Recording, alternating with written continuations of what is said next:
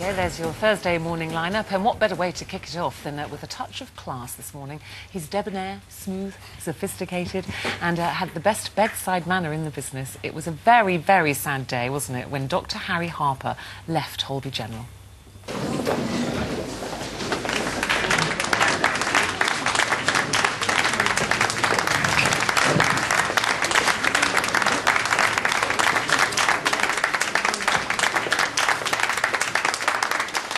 Thanks, guys. Look, I take full responsibility for what's happened to Ruth and for what has been published in today's newspaper. As a result, this will be my last day as consultant manager.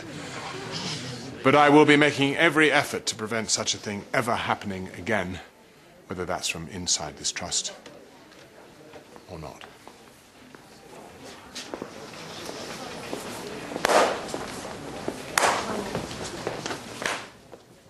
Well, he's hung up a stethoscope, he's donning a soldier's uniform now. We're going to tell you about that very, very shortly, but it is a big welcome to Simon MacCorkindale. Lovely to see you, Simon. Nice to see you too. Good morning. Good morning. Well, there you are. You left Casualty a hero, actually.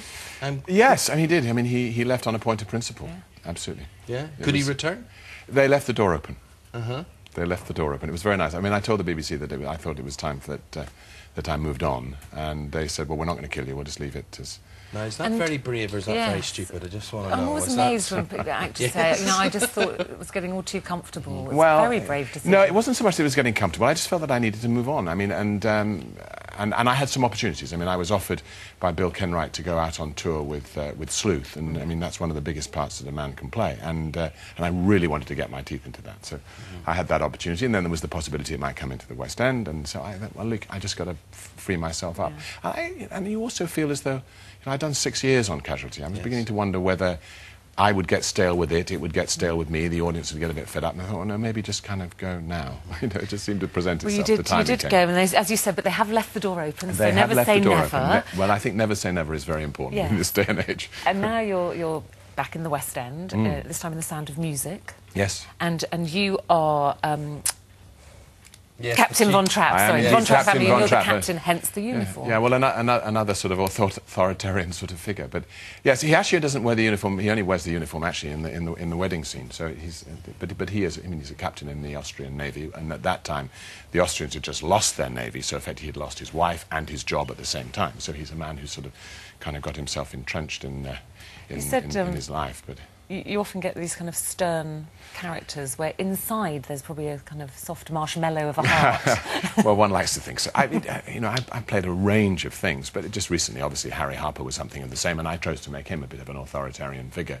I felt that's what actually sort of fitted the show at that time, and I made him a sort of a little bit of a homage to the old consultants of the past, of the James Robinson Justice type, the sort of the smart pinstripe suit, and here I'm doing it again. But you know, but that whole image I thought was actually. But Captain Von Trapp, he is melted by love, is he not? Yes. Well, he's melted by love. He's melted first of all by the love of his children, which of course he's lost, and he comes to the story as a man who's grieving for the loss of his wife, and indeed for the loss of his job because the Austrians had lost their navy. So he was a man sort of like very much a fish out of water. And so he's the only way he can manage this household of 7 children is to turn it into a small ship, and also not be there very much. I can have no difficulty at all seeing you in that part, I have to say. And that was the plan then coming together. So you leave Casualty, and there you do. You arrive on the West End, and then you open this week, did you? We opened on Monday night. So then you get to Monday night, and there's all those lines, and there's that live audience, and you have to sing a most beautiful song as well. I have to say, Edelweiss. Do you suddenly think, oh my goodness, why did I do all this? Was this such a good idea? I was thinking that for most of the rehearsal period. No, I mean, I said it before, but you have to frighten yourself in this business. You can't just sort of sit in your comfort zone all the time. Would you frighten me singing? Would I frighten you? I think I frightened the audience. I mean, I believe most of them were still there at the end. But no, had you done a musical before? No, I hadn't done a musical before. But I mean, I knew that. I mean, I know that there's a voice in there, so that needs to kind of be worked on to get out. And I wanted that challenge. And you know, it's not a big singing part. The most important thing about Von Trapp is that that you have to tell the story. Yes. And he's central to that piece. And if that story is well told and you're honest to that character, there's a great drama going on. And there are lots of lovely messages messages that still remain. Go to the hills and the sound of music. On all of that, and climb every mountain. I mean, these are good, not only iconic songs, but they are actually kind of good feel-good songs, and they have a relevance. Does that put people in tears? And I mean that in the kindest way. I mean, are there tears there in the audience? Well, I'm not in the audience, but I mean, I am told it's very moving and it works. But you have to tell that story, and so it's a great role for an actor who sings.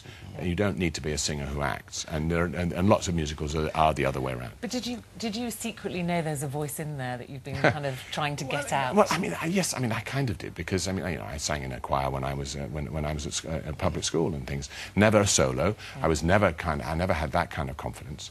Yeah. But I knew if Christopher Plummer could do it, you could do it. That was one of the things that kept strange enough, and I don't remember that. You see, I mean, everybody says, "Oh, well, Christopher didn't sing in the film." And Christopher's a great mate. We did a television series for 3 years together in Canada, and I went, "Yes, he did. He had a fabulous voice." And I used to think of him singing in the dressing room on the show that we used to do. I thought, well, no, if that's not singing, I don't know. Maybe I'm in trouble. But anyway, that's one of the things that everybody said, and I went, if you just tell the truth of this story, this character, even if he sings badly, it actually doesn't matter. Yeah. And that was a great relief and a release to me. So I just went, just do it, be honest, and if I crackle a bit, it's part of the story. Yeah. You've done so much throughout your life and throughout your acting career, and you had that whole American adventure, which went on for an awfully long time. Well, it was an enormous adventure, yeah. I mean, I was one of, at that time, not in history, but at that time, in the very early 80s, I was one of the first English actors to go out there, and finding it very difficult to break through, because they felt that this English accent at 8 o'clock in the evening on television was such anathema to an American Middle West audience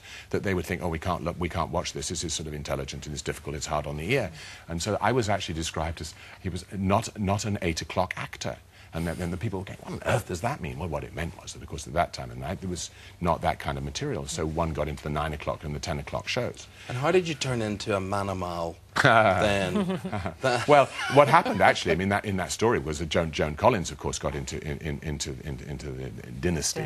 And then Pierce Brosnan got Remington Steele. And then immediately after that, I got Manimal. So that was the kind of then... And then after that, there were, I don't know, 4 or 5 different English actors in every one of those nighttime soaps. You never succumbed to the American accent? No, that was the thing. Right from the beginning, I said, I'm coming over here as an English actor to be that in Hollywood. I did not want to be an American actor. There were millions of them out there, and fantastic actors. But my friend, every movie you switch on now, there is a British actor, Irish, Scottish, Welsh, English, and they all play Americans. Absolutely. Well, I mean, good for them, and I think it's fantastic that they're doing that. I just personally made that choice at that time, and as a result have sort of stayed that way, really. We've got to say hello to your wife, Susan George. Is she watching this morning, I think she will be watching this morning. She'll be out in the horses, She'll be down with the horses down there. Actually, this week she's not. She's been actually kind of holding my hands, because the extraordinary thing is that 30 years ago, in the early 60s, when this Sound of Music was in the West End for the first time, Susan was one of the Von Trapp children. Seriously? Yeah, so she's sort of revisiting memory lane at the moment,